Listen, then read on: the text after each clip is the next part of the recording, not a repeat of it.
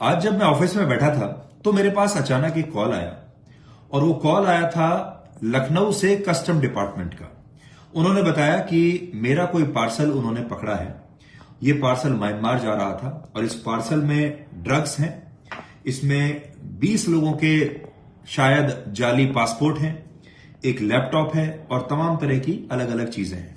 और उन्होंने कहा कि अब आपको लखनऊ आना पड़ेगा, अब हम आपको पुलिस से शिकायत आपको पहले करनी पड़ेगी। और ये सारी बातचीत वो मुझसे करने लगी।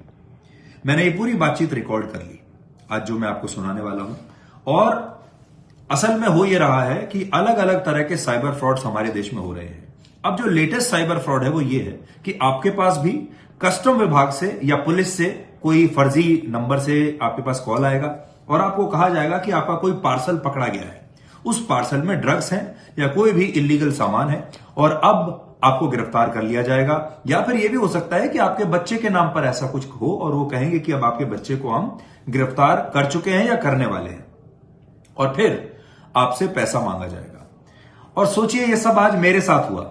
मैं तो जानता था, मैं जागरूक था, इसलिए मैंने वो पूरी जो कॉन्वर्सेशन है, बातचीत है, वो आज रिकॉर्ड कर ली है। तो आज सबसे पहले मैं आपको उसी साइबर फ्रॉड की पूरी बातचीत आज सुनाने वाला हूं और हम आपको सावधान करेंगे। अब आते हैं बाकी की खबरों पर। क्या आप जानते हैं कि मालदीव्स आजकल भारत को इतनी आंखें क्यों दिखा रहा है? उसका कारण यह है कि मालदीव्स जैसा देश अब पूरा की पूरा चीन की गोद में जाकर बैठ गया है और पूरा मालदीव्स इस समय चीन के पास गिरवी रखा हुआ है। मालदीव्स कर्जे में बुरी तरह से डूबा हुआ है और मालदीव्स में ज्यादातर जो कर्जा है वो चीन से आ रहा है। और अब चीन ने मालदीव्स को कहा एक बार और कि वो उसे और ज्यादा पैसा देगा। हमारे लिए खतरनाक बात यह है कि चीन ने अब भारत को घेरने के लिए मालदीव्स को पूरी तरह से खरीद लिया है, बांग्लादेश को बहुत बड़ा लोन दिया है, पाकिस्तान चीन के लोन पर ही चल रहा है, श्रीलंका चीन से लोन ले रहा है, नेपाल चीन से लोन ले रहा है और भूटान और अफगानिस्तान जैसे देशों में भी अब चीन ने पैसा देना शुरू कर दिया है। यानी चीन ने इस लोन को अपना हथियार बनाकर भारत को चारों तरफ से घेर लिया है और भारत के सारे पड़ोसी देश इस समय चीन की जेब में धीरे धीरे आ रहे हैं।